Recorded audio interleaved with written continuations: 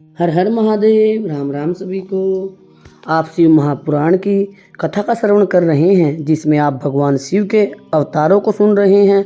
अगर आप संपूर्ण शिव महापुराण की कथा का श्रवण करना चाहते हैं तो इस चैनल की प्लेलिस्ट में जाकर आप शिव महापुराण कथा का संपूर्ण अध्यायों का श्रवण कर सकते हैं। तो आइए भगवान शिव और माता पार्वती के जयकारे के साथ शुरू करते हैं। नमो पार्वती पते नमः, श्री गणेशाय नमः। नंदीश्वर कहते हैं, मुनि श्रेष्ठ, अब तुम भगवान शंभु के नारी संदेह भंजक भिक्षु अवतार का वर्णन सुनो, जिसे उन्होंने अपने भक्त पर दया करके ग्रहण किया था। विदर्भ देश में सत्यरथ नाम से प्रसिद्ध एक राजा थे, जो धर्म में तत्पर, सत्यशील और बड़े बड़े शिव भक्तों से प्रेम करने वाले थे। धर्म पूर्वक पृथ्वी का पालन करते हुए उनका बहुत सा समय सुखपूर्वक बीत गया। इसके पश्चात किसी समय सालव देश के राजाओं ने उस राजा की राजधानी पर आक्रमण करके उसे चारों ओर से घेर लिया। बल के द्वारा सालव देशीय क्षेत्रियों के साथ, जिसके पास बहुत बड़ी सेना थी, राजा सत्यरथ का बड़ा भयंकर युद्ध हुआ।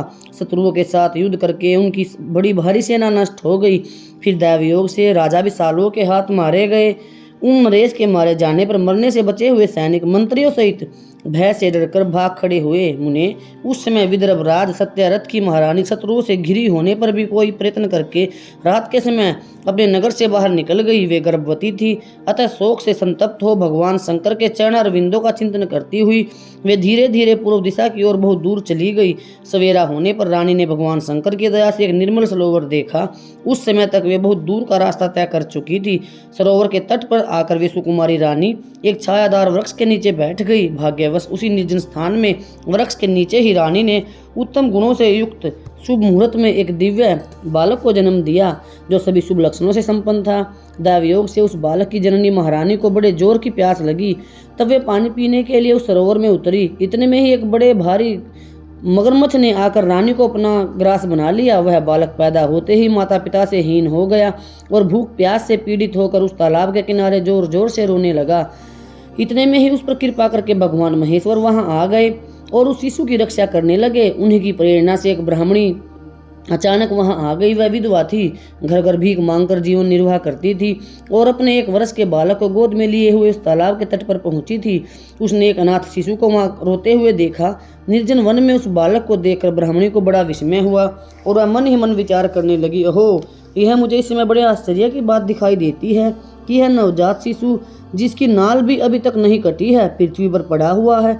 इसकी माँ भी नहीं है, पिता आदि दूसरे कोई सहायक भी नहीं। क्या कारण हो गया? न जाने है किसका पुत्र है।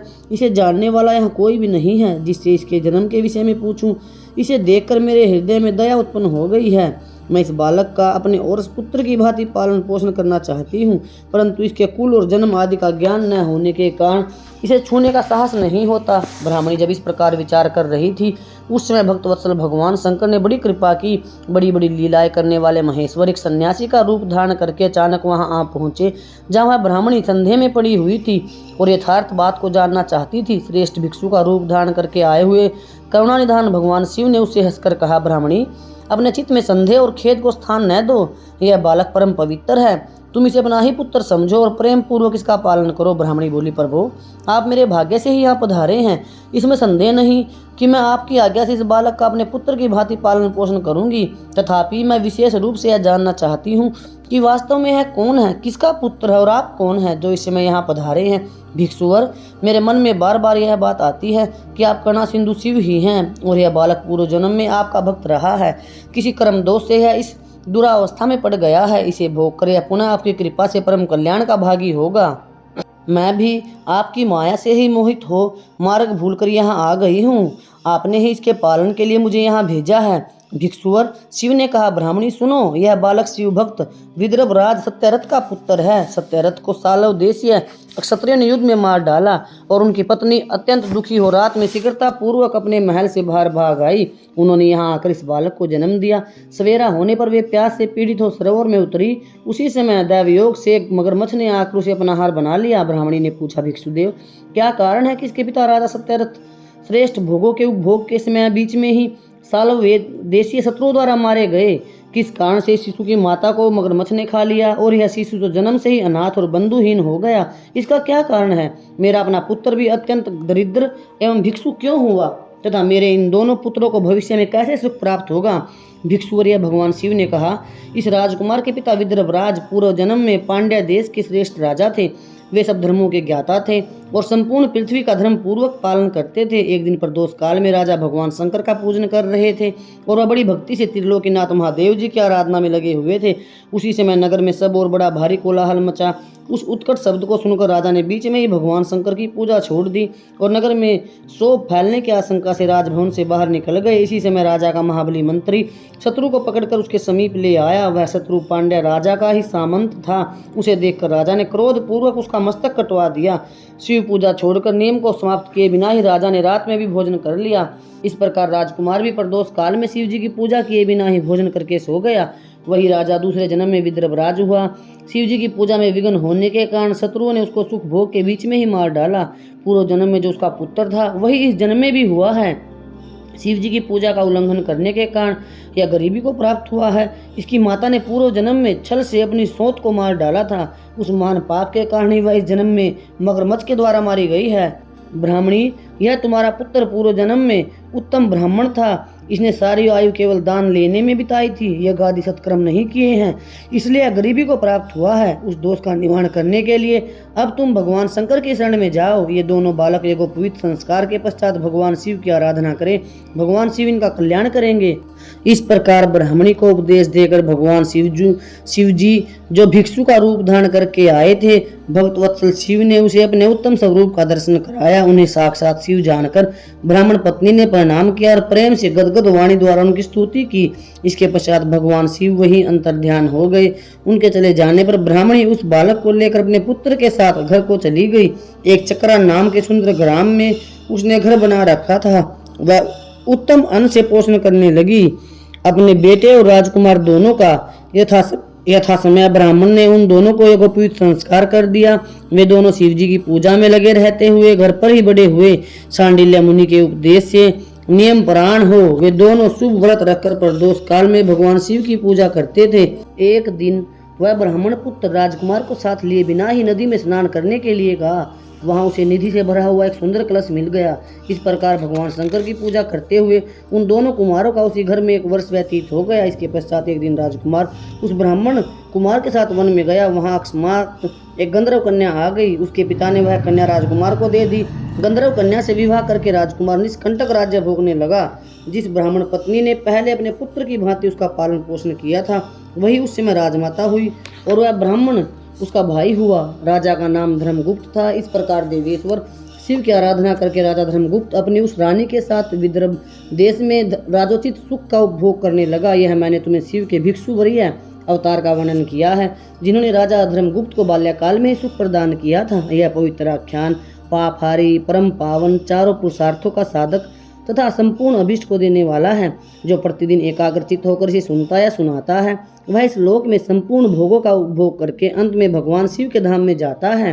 भगवान शिव के सुरेश्वर अवतार की कथा, उपमन्यु की तपस्या और उन्हें उत्तम वर की प्राप्ति नंदीश्वर कहते हैं। सनत कुमार जी, अब मैं परमात्मा शिव के सुरेश्वर अवतार का वर्णन करूंगा, जिन्होंने धूम्य के बड़े भाई उपमन्यु का हित साधन किया था। उपमन्यु व्याघ्रपाद मुनि के पुत्र थे, जिन्होंने पूर्व जन्म में ही सिद्धि प्राप्त कर ली थी और वर्तमान जन्म में मुनि कुमार के रूप में प्रकट हुए थे। वे शैशव अवस्था से ही माता के साथ मामा के घर में रहते थे और दयावश गरीब थे।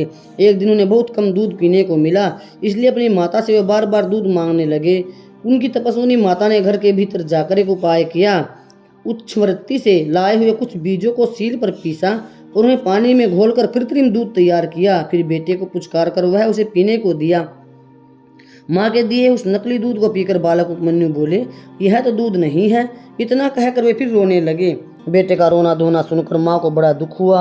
अपने हाथ से उपमन्यु की दोनों आंखें पोंछकर उसकी लक्ष्मी जैसी माता ने कहा, बेटा, हम लोग सदा वन में निवास करते हैं, हमें यहाँ दूध कहाँ से मिल सकता है? भगवान शिव की कृपा के बिना किसी को दूध नहीं मिलता। वत्स, पूर्व जन्म में भगवान शिव के लिए जो कुछ किया गया वर्तमान जन्म में वही मिलता है।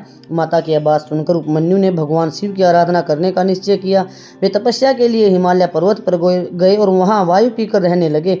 उन्होंने 8 ईंटों का एक मंदिर बनाया और उसके भीतर मिट्टी के शिवलिंग की स्थापना करके उसमें माता पार्वती सहित शिव का आवाहन किया। इसके पश्चात जंगल के पत्र पुष्प आदि ले आकर भक्ति भाव से पंचाक्षर मंत्र के उच्चारण पूर्वक सांब शिव की पूजा करने लगे। माता पार्वती और शिव का ध्यान करके उनकी पूजा करने के पश्चात वे पंचाक्षर मंत्र का जप किया करते थे। इसी तरह दीर्घ काल तक उन्होंने बड़ी भारी तपस्या की। हे मुने, बालक उपमन्यु की तपस्या से चराचर प्राणियों से त्रिभुवन संतप्त हो उठा। तब देवताओं की प्रार्थना से उपमन्यु के भक्ति भाव की परीक्षा लेने के लिए भगवान शंकर उनके समीप गए। उस समय शिव ने देवराज इंद्र का, पार्वती ने शची का, नंदीश्वर वृषभ ने ऐरावत हाथी का तथा शिव के गणों ने संपूर्ण देवताओं का रूप धारण कर लिया। निकट आने पर सुरेश्वर रूपधारी शिव ने बालक उपमन्यु को वर मांगने के लिए कहा। उपमन्यु ने पहले तो शिव भक्ति मांगी, फिर अपने को इंद्र बताकर जब उन्होंने शिव की निंदा की, तब उस बालक ने भगवान शिव के अतिरिक्त दूसरे किसी से कुछ भी लेना स्वीकार कर दिया। वे इंद्र को मारकर स्वयं भी मर जाने को तैयार हो गए। उन्होंने जो अघोरास्त्र चलाया उसे नंदी ने पकड़ लिया और अपने को जलाने के लिए जो अग्नि की धारणा की उसे भगवान शिव ने शांत कर दिया।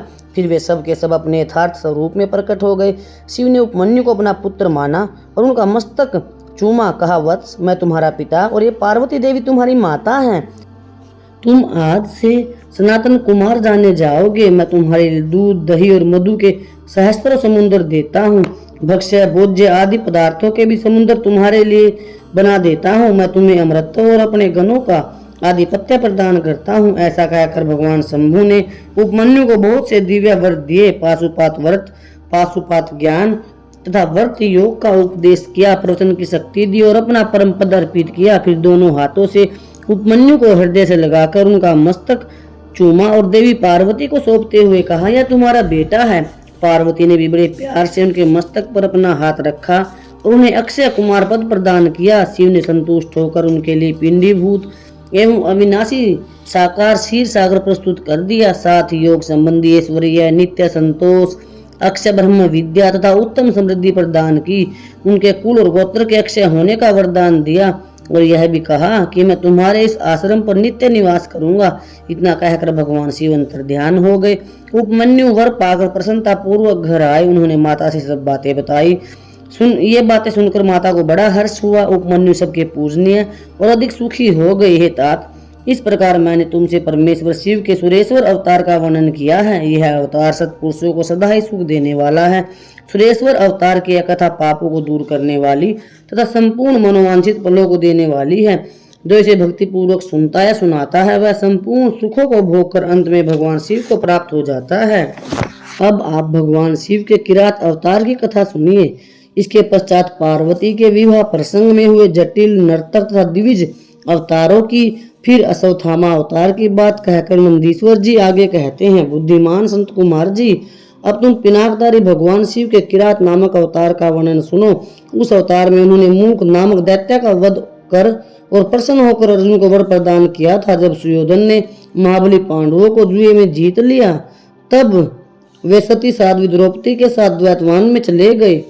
उस वन में वे पांडव सूर्य द्वारा दी हुई बटलोई का आश्रय लेकर सुख पूर्वक अपना समय बिताने लगे। प्रियवर, उसी समय दुर्योधन ने आदर पूर्वक मुनिवर दुर्वासा को छल करने के प्रयोजन से पांडवों के निकट जाने के लिए प्रेरित किया। तब महर्षि दुर्वासा अपने 10,000 शिष्यों के साथ आनंद पूर्वक वहां गए और पांडवों से मनोनुकूल भोजन की याचना की।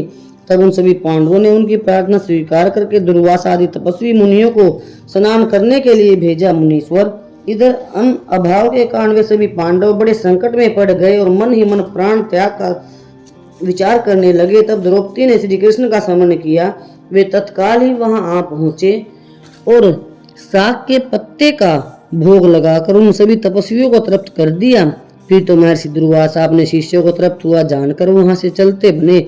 इस प्रकार श्री कृष्ण की कृपा से उस समय पांडव संकट से मुक्त हुए। इसके पश्चात भगवान श्री कृष्ण ने पांडवों को शिव जी की आराधना करने की सम्मति दी। फिर व्यास जी भी आकर उन्हें शंकर के आराधन का आदेश देते हुए कहते हैं, शिव जी संपूर्ण दुखों का विनाश करने वाले हैं। वे भक्ति करने से थोड़े ही समय में प्रसन्न हो जाते हैं, इसलिए सभी लोगों को शंकर जी की सेवा करनी चाहिए। वे महेश्वर प्रसन्न होने पर दया भक्तों की सारी अभिलाषाएं पूर्ण कर देते हैं, यहाँ तक कि वे इस लोक में सारा भोग और परलोक में मोक्ष तक दे डालते हैं। यह बिल्कुल निश्चित बात है। इसलिए भक्ति मुक्ति रूपी फल की कामना वाले मनुष्यों को सदा शंभु की सेवा करनी चाहिए, क्योंकि भगवान शंकर साक्षात परम पुरुष, दुष्टों के संहारक और सत्पुरुषों के आश्रय स्वरूप हैं। अब अर्जुन पहले दृढ़ता पूर्वक शक्र विद्या का जप करे, तब इंद्र पहले परीक्षा लेंगे, पीछे संतुष्ट हो जाएंगे। प्रसन्न होने पर वे सदा विघ्नों का नाश करते रहेंगे और फिर शिव जी का श्रेष्ठ मंत्र प्रदान करेंगे। नंदीश्वर जी कहते हैं, मुनि इतना कहकर व्यास जी अर्जुन को बुलाकर उन्हें शक्कर विद्या का उपदेश देने को तैयार हुए। तब तीक्ष्ण बुद्धि वाले अर्जुन ने स्नान करके पूरा मुख बैठकर उस विद्या को ग्रहण कर लिया। फिर उदार बुद्धि मुनिवर व्यास जी ने अर्जुन को पार्थिव लिंग के पूजन का विधान बतलाकर उनसे कहा। व्यास जी बोले, पार्थ अब तुम यहाँ से परम रमणीय इंद्रकील पर्वत पर जाओ, वहाँ जाह्नवी के तट पर बैठकर सम्यक रूप से तपस्या करो। यह विद्या आदर्श रूप से सदा तुम्हारे हित करती रहेगी। अर्जुन को ऐसा आशीर्वाद देकर व्यास जी पांडवों से कहने लगे, नरश्रेष्ठो तुम सब लोग धर्म पर दृढ़ बने रहो, इससे तुम्हें सर्वथा श्रेष्ठ सिद्ध योग प्राप्त होगा। इसमें अन्यथा विचार करने की आवश्यकता नहीं है। नंदीश्वर जी कहते हैं, मुने इस प्रकार मुनिवर व्यास उन पांडवों को आशीर्वाद देकर तथा शिव जी के चरण कमलों का स्मरण करके तुरंत ही अंतर ध्यान हो गए। उधर शिव मंत्र के धारण करने से अर्जुन में भी अनुपम तेज व्याप्त हो गया। वे उस समय उद्दीप्त हो उठे। अर्जुन को देखकर सभी पांडवों को निश्चय हो गया कि विजय हमारी ही होगी, क्योंकि अर्जुन में विपुल तेज उत्पन्न हो गया है। तब उन्होंने अर्जुन से कहा, व्यास जी के कथन से ऐसा प्रतीत होता है कि इस कार्य को केवल तुम ही कर सकते हो, यह दूसरे के द्वारा कभी भी सिद्ध नहीं हो सकता। तब जाओ और हम लोगों का जीवन सफल बनाओ। तब अर्जुन ने चारों भाइयों और द्रौपदी से अनुमति मांगी। उन लोगों को अर्जुन के विक्षोभ का दुख तो हुआ, पर कार्य की महत्ता देखकर सभी ने अनुमति दे दी। फिर तो अर्जुन मन ही मन प्रसन्न होते हुए उस उत्तम पर्वत को चले गए। वहां पहुंचकर वे गंगा जी के समीप एक मनोरम स्थान पर, जो स्वर्ग से भी उत्तम और अशोक वन से सुशोभित था, ठहर गए। वहां उन्होंने स्नान करके गुरुवर को नमस्कार किया और जैसा उपदेश मिला था उसी के अनुसार स्वयं ही अपना वेश बनाया।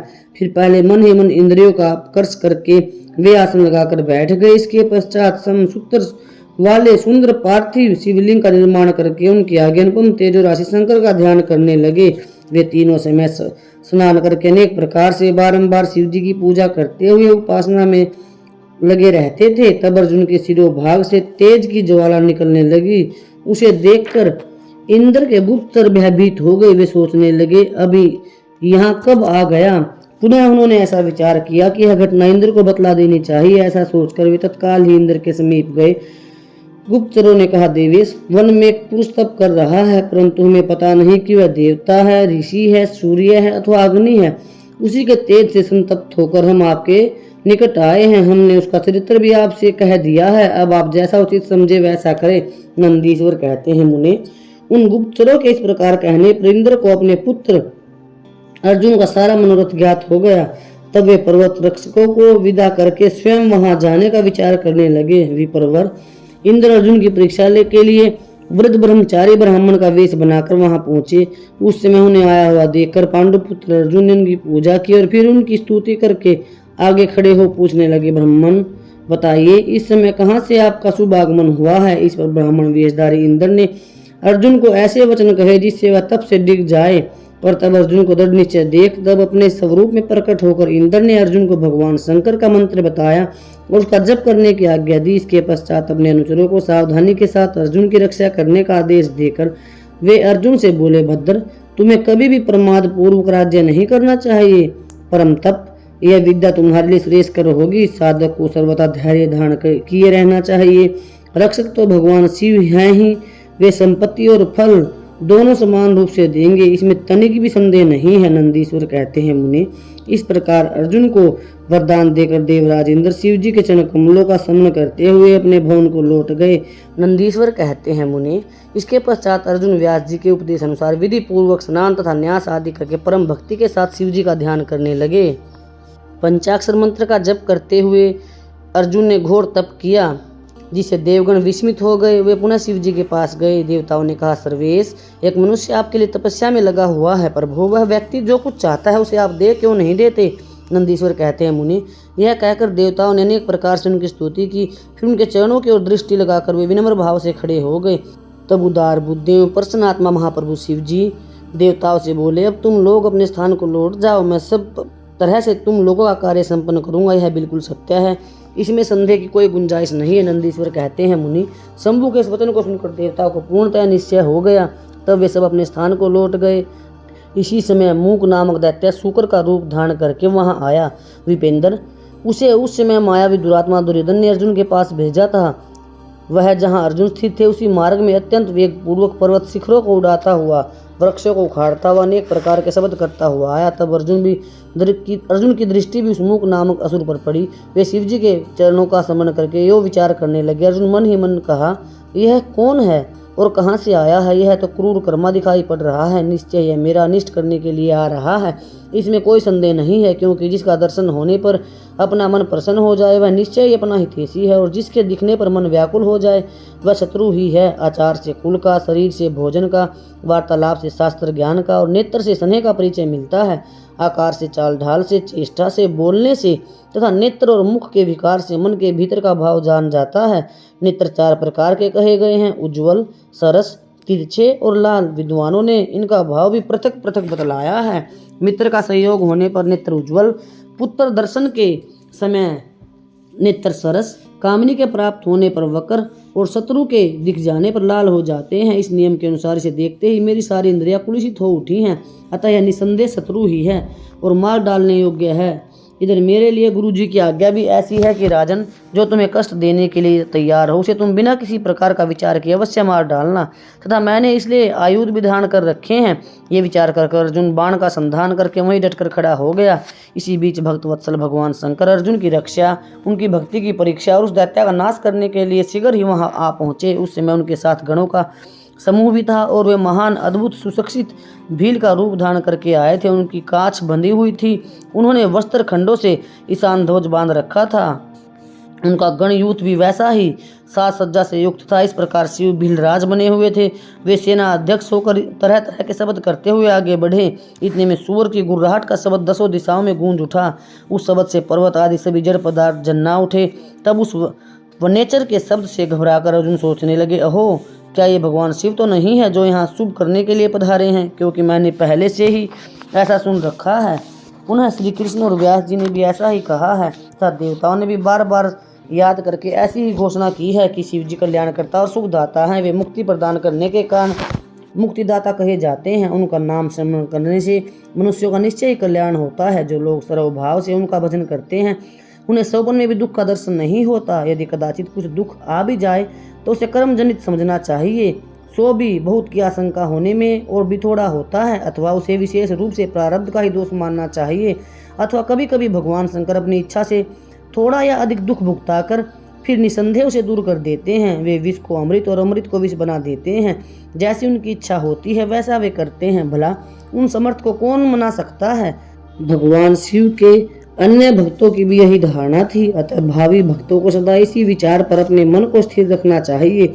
लक्ष्मी रहे अथवा चली जाए, मृत्यु आंखें के सामने ही क्यों न उपस्थित हो जाए, लोग निंदा करे अथवा प्रशंसा, परंतु शिव भक्ति से दुख का विनाश होता ही है। शंकर अपने भक्तों को चाहे वे पापी हो या पुण्यात्मा सदा सुख देते हैं।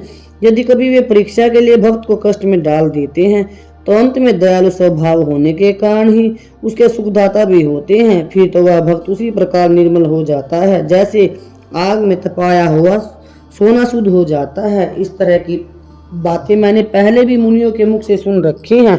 अतः मैं शिव जी का भजन करके उनसी से उत्तम सुख प्राप्त करूंगा। अर्जुन ये विचार कर ही रहे थे, तब तक बाण का लक्ष्य भूत वह सूअर वहां आ पहुंचा। उधर शिव जी भी उस सूअर के पीछे लगे हुए दिख पड़े। उस समय उन दोनों के मध्य वह सूकर अद्भुत शिखर के समान दिख रहा था। उसकी बड़ी महिमा भी कही गई है। तब भक्तवत्सल भगवान शंकर अर्जुन की रक्षा के लिए बड़े वेग से आगे बढ़े। इसी समय उन दोनों ने उस सूअर पर बाण चलाया। शिव जी के बाण का लक्ष्य उसका पिछला भाग था और अर्जुन ने उसके मुख को अपना निश्चय बनाया। शिव जी का बाण उसके पिछले भाग में प्रवेश करके मुख्य रास्ते निकल गया और शीघ्र ही भूमि में विलीन हो गया, तथा अर्जुन का बाण उसके पिछले भाग से निकलकर बगल में ही गिर पड़ा। तब वह सूकर रूपधारी दैत्य उसी क्षण मरकर धरती पर गिर पड़ा। उस समय देवताओं को महान हर्ष प्राप्त हुआ। उन्होंने पहले तो जय जयकार करते हुए पुष्पों की वृष्टि की, फिर वे बारंबार नमस्कार करके स्तुति करने लगे। उस समय उन दोनों ने दैत्य के उस क्रूर रूप की ओर दृष्टिपात किया। उसे देखकर शिव जी का मन संतुष्ट हो गया और अर्जुन को महान सुख प्राप्त हुआ। इसके पश्चात अर्जुन मन ही मन विशेष रूप से सुख का अनुभव करते हुए कहने लगे, हो यह श्रेष्ठ दैत्य परम अद्भुत रूप धारण करके मुझे मारने के लिए ही आया था, परंतु शिवजी ने ही मेरी रक्षा की है। निसंदेह उन परमेश्वर ने ही आज इसे मारने के लिए मेरी बुद्धि को प्रेरित किया है। ऐसा विचार कर अर्जुन ने शिव नाम संकीर्तन किया और फिर बार बार उनके चरणों में प्रणाम करके उनकी स्तुति की। नंदीश्वर कहते हैं, महाज्ञानी सनत कुमार जी, अब परमात्मा शिव की उस लीला को सुनो जो भक्त वत्सलता से युक्त तथा उनकी दृढ़ता से भरी हुई है। इसके पश्चात शिव जी ने उस बाण को लाने के लिए तुरंत ही अपने अनुचर को भेजा। उधर अर्जुन भी उसी निमित्त वहां आए। इस प्रकार एक ही समय में रुद्रानुचर तथा अर्जुन दोनों बाण उठाने के लिए वहां पहुंचे। तब अर्जुन ने से डरा धमकाकर अपना बाण उठा लिया। यह देखकर उस अनुचर ने कहा, ऋषि उत्तम, आप क्यों इस बाण को ले रहे हैं? यह हमारा सहायक है, इसे छोड़ दीजिए। भीलराज के द्वारा अनुचर द्वारा ये कहे जाने पर मुनि श्रेष्ठ अर्जुन ने शंकर जी का स्मरण किया और इस प्रकार कहा। अर्जुन बोले, वनेचर, तू बड़ा मूर्ख है, तू बिना समझे बूझे क्या बक रहा है? इस बाण को तो मैंने अभी अभी छोड़ा है, फिर यह तेरा कैसे? इसकी धारियां तथा पिछड़ों पर मेरा ही नाम अंकित है, फिर यह तेरा कैसे हो गया? ठीक है, तेरा कुटिल स्वभाव छूटना कठिन है। नंदीश्वर कहते हैं, मुनि, अर्जुन का वह कथन सुनकर भील रूपी गणेश्वर को हंसी आ गई। तब वह ऋषि रूप में वर्तमान अर्जुन को ये उत्तर देते हुए बोला, रे तपस्वी, सुन, जान पड़ता है तू तपस्या नहीं कर रहा, केवल तेरा वेश ही तपस्वी का है, क्योंकि सच्चा तपस्वी छल कपट नहीं करता। भला जो मनुष्य तपस्या में लगा होगा कैसे झूठ बोलेगा और कैसे छल करेगा? अरे तू मुझे अकेला मत समझ, तुझे ज्ञात होना चाहिए कि मैं एक सेना का अधिपति हूँ। हमारे स्वामी बहुत से वनचारी भीलों के साथ वहां बैठे हैं। वे विग्रह तथा अनुग्रह करने में सर्वथा समर्थ है। यह बाण जिसे तूने अभी उठा लिया है उन्हीं का है। यह बाण कभी तेरे पास टिक नहीं सकेगा। तपस्वी, तू क्यों अपनी तपस्या का फल नष्ट करना चाहता है? मैंने तो ऐसे सुन रखा है कि चोरी करने से, छल पूर्वक किसी को कष्ट पहुंचाने से, विस्मय करने से तथा सत्य का त्याग करने से प्राणी का तपस्या चला जाता है। यह बिल्कुल सत्य है। ऐसी दशा में तुझे तप का फल कैसे प्राप्त होगा? उस बाण को ले लेने से तू तप से अलग हो जाएगा और कृतघ्न हो जाएगा, क्योंकि निश्चय ही यह मेरे स्वामी का बाण है और तेरी रक्षा के लिए ही उन्होंने इसे छोड़ा था। इस बाण से तो उन्होंने शत्रु को मार ही डाला और फिर बाण को भी सुरक्षित रखा। तू तो महान कृतघ्न तथा तपस्या में अमंगल करने वाला है। जब तू सत्य नहीं बोल रहा है तब फिर इस तप से सिद्धि की विलासा कैसे करता है? अथवा यदि तुझे बाण से ही प्रयोजन है तो मेरे स्वामी से मांग ले, वे स्वयं इस प्रकार के बहुत से बाण तुझे दे सकते हैं। मेरे स्वामी आज यहाँ वर्तमान हैं, तू उनसे क्यों नहीं याचना करता? तू जो उपकार का परित्याग करके अपकार करना चाहता है तथा अभी अभी कर रहा है, यह तेरे लिए उचित नहीं है। तू चपलता छोड़ दे। इस पर क्रोधित होकर अर्जुन ने उसे कई बातें कही। दोनों में बड़ा विवाद हुआ। अंत में अर्जुन ने कहा, वनचारी भील, तू मेरी सारी बात सुन ले। जिस समय तेरा स्वामी आएगा उस समय मैं उसे उसका फल चखाऊंगा। तेरे साथ युद्ध करना तो मुझे शोभा नहीं देता, अतः मैं तेरे स्वामी के साथ ही लोहा लूंगा, क्योंकि सिंह और गीदड़ का युद्ध उपहास का पात्र ही माना जाता है। भील, तूने मेरी बात तो सुन ही ली, जा अपने स्वामी के पास लौट जा, अथवा जैसी तेरी इच्छा हो वैसा कर। उस भगवान शिव के गण ने वो सारा संवाद भगवान शिव को सुना दिया। उसकी बात सुनकर उन किरातेश्वर भगवान शिव को महान हर्ष हुआ। तब भील रूपधारी भगवान शंकर अपनी सेना के साथ वहां गए। उधर पांडुपुत्र अर्जुन भी जब किरात की उस सेना को देखा तब वे भी धनुष बाण ले सामने आकर डट गए। इसके पश्चात किरात ने पुनः उस दूत को भेजा और उसके द्वारा भरतवंशी महात्मा अर्जुन से ये कहलवाया। किरात ने कहा, तपस्वी, तनिक इस सेना की ओर तो दृष्टिपात करो रे। अरे अब तुम इस बाण छोड़कर जल्दी भाग जाओ। क्यों? तुम इस समय एक सामान्य काम के लिए प्राण गंवाना चाहते हो? तुम्हारे भाई दुख से पीड़ित हैं, स्त्री तो उनसे भी दुख बढ़कर दुखी है।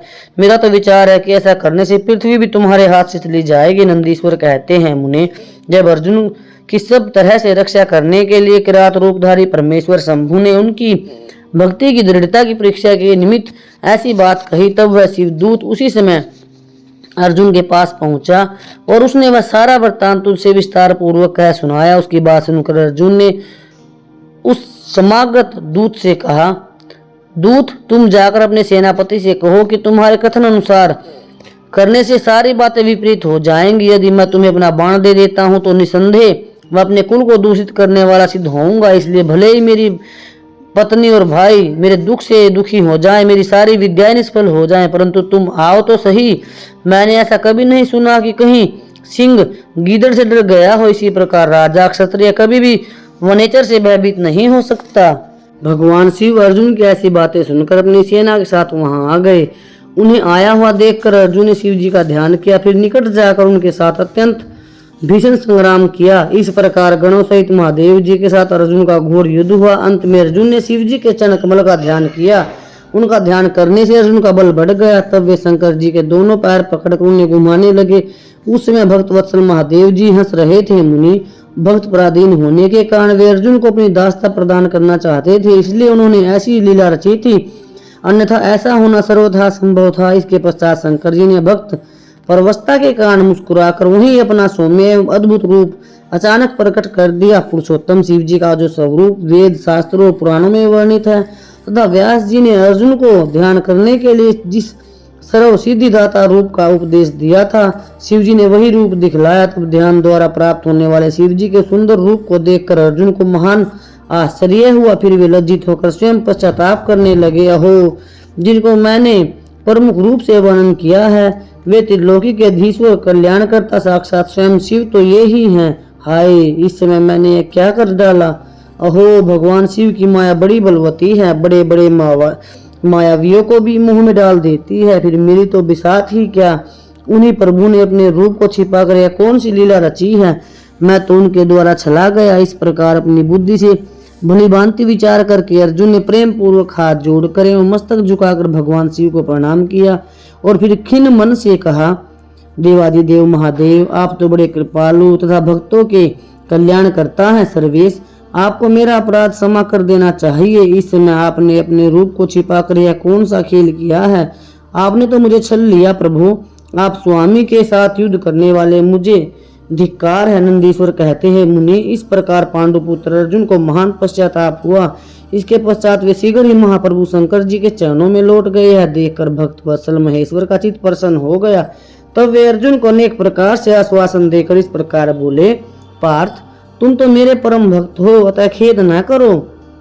यह तो मैंने आज तुम्हारी परीक्षा लेने के लिए ऐसी लीला रची थी, इसलिए तुम शोक त्याग दो। आनंदीश्वर कहते हैं, मुनि इस प्रकार कहकर भगवान शिव ने अपने दोनों हाथों से पकड़कर अर्जुन को उठा लिया और अपने तथा गणों के समक्ष उनकी लाज का निवारण किया। फिर भक्त वत्सल भगवान शंकर वीरों में मान्य पांडुपुत्र अर्जुन को सब तरह से हर्ष प्रदान करते हुए प्रेम पूर्वक बोले, पांडवों में श्रेष्ठ अर्जुन, मैं तुम पर प्रसन्न हूँ, अतः तुम वर मांगो। इस समय तुमने जो मुझ पर प्रहार एवं आघात किया है उसे मैंने अपनी पूजा मान लिया है। साथ ही यह सब तो मैंने अपनी इच्छा से किया है, इसमें तुम्हारा अपराध ही क्या। अतः तुम्हारी जो लालसा हो वह मांग लो, क्योंकि मेरे पास कोई भी ऐसी वस्तु नहीं जो तुम्हें नहीं दे सकता।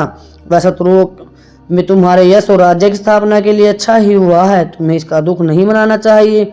अब तुम अपनी सारी घबराहट छोड़ दो। अर्जुन ने कहा, शंभो, आप तो बड़े उत्तम स्वामी हैं, आपको भक्त बहुत प्रिय हैं। देव, भला मैं आपकी करुणा का क्या वर्णन कर सकता हूँ। सदाशिव, आप तो बड़े कृपालु हैं। ये कहकर अर्जुन ने महाप्रभु शंकर की सद्भक्ति युक्त और वेद सम्मत स्तुति आरंभ की। अर्जुन बोले, आप देवादिदेव को नमस्कार है। हे कैलाशवासिन, आपको प्रणाम है। सदाशिव, आपको अभिवादन है। पंचमुख परमेश्वर, आपको मैं सिर झुकाता हूँ। आप जटाधारी तथा 3 नेत्रों से विभूषित हैं, आपको बार बार नमस्कार है। आप प्रसन्न रूप वाले और सहस्त्रों मुखों से युक्त हैं, आपको प्रणाम है। नीलकंठ, आपको मेरा नमस्कार प्राप्त हो। मैं सद्योजात को अभिवादन करता हूँ। वामांक में गिरजा को धारण करने वाले वृषध्वज, आपको प्रणाम है। 10 भुजा रूपधारी आप परमात्मा को पुनः पुनः अभिवादन है। आपके हाथों में डमरू और कपाल शोभा पाते हैं तथा आप मुंडों की माला धारण करते हैं, आपको नमस्कार है। आपका शरीर विग्रह शुद्ध स्फटिक तथा निर्मल कपूर के समान गौरवर्ण का है। हाथ में पिनाक सुशोभित है तथा आप उत्तम त्रिशूल धारण किए हुए हैं, आपको प्रणाम है। गंगाधर, आप व्याघ्र चरम का उत्तरीय तथा गज चरम का वस्त्र लपेटने वाले हैं, आपके अंगों में नाग लिपटे रहते हैं, आपको बारंबार अभिवादन है। सुंदर लाल लाल चरणों वाले, आपको नमस्कार है। नंदी आदि गणों द्वारा सेवित आप गणनायकों को प्रणाम है जो गणेश स्वरूप हैं, कार्तिकेय जिनके अनुगामी हैं, जो भक्तों को भक्ति और मुक्ति प्रदान करने वाले हैं, उन आपको पुनः पुनः नमस्कार है। आप निर्गुण सगुण रूप रहित रूपवान कलायुक्त तथा निष्कल हैं। आपको मैं बारंबार सिर झुकाता हूँ जिन्होंने मुझ पर अनुग्रह करने के लिए किरात वेश धारण किया है, जो वीरों के साथ युद्ध करने के प्रेमी तथा अनेक प्रकार की लीलाएं करने वाले हैं, उन महेश्वर को प्रणाम है।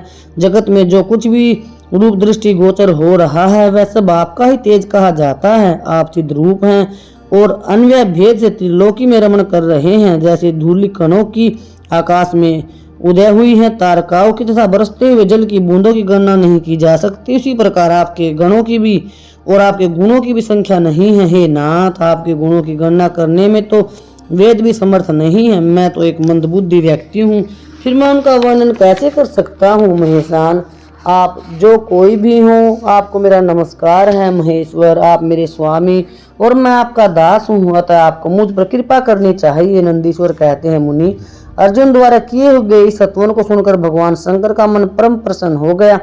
तब वे हंसते हुए पुनः अर्जुन से बोले, वत्स, अब अधिक कहने से क्या लाभ, तुम मेरी बात सुनो और अपना अभिष्ट वर मांग लो। इस समय तुम जो कुछ कहोगे वह सब मैं तुम्हें प्रदान करूंगा। नंदीश्वर कहते हैं, महर्षि शंकर जी के ऐसा कहने पर अर्जुन ने हाथ जोड़कर नतमस्तक होकर प्रेम पूर्वक गदगद वाणी में कहना आरंभ किया, विभो, आप तो स्वयं ही अंतर्यामी रूप से सबके अंदर विराजमान हैं, घट घट की जानने वाले हैं।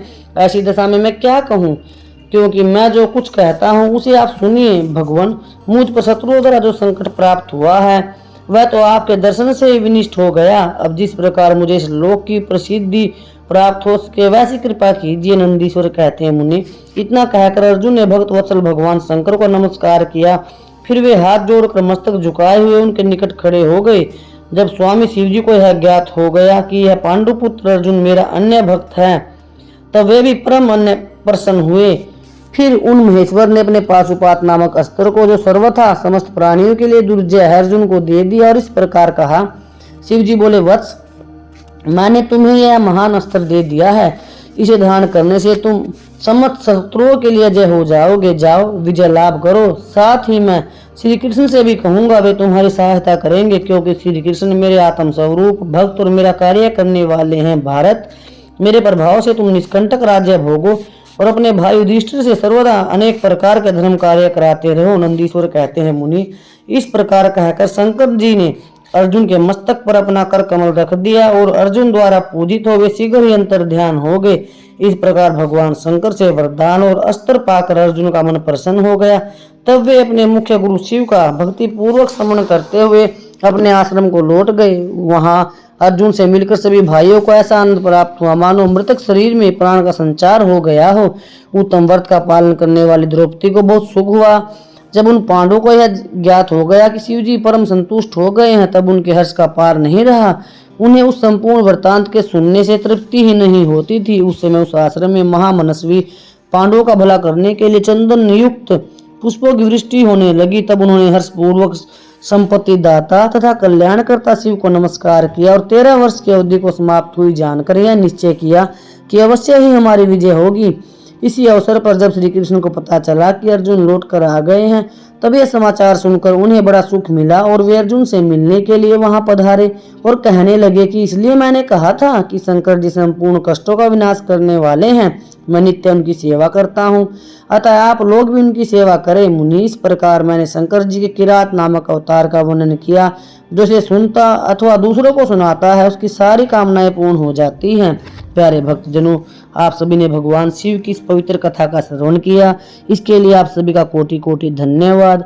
अगर आप भक्ति और प्रेम की अन्य कथाएं सुनना चाहते हैं और संपूर्ण शिव महापुराण का श्रवण करना चाहते हैं तो इस चैनल से जुड़े रहिए। इससे अगली कथा भगवान शिव के 12 ज्योतिर्लिंगों की होगी, उसे सुनने के लिए आप इससे जुड़े रहिए। आप सभी का कोटि कोटि धन्यवाद। भगवान शिव आप पर कृपा करते रहें। राम राम सभी को। हर हर महादेव।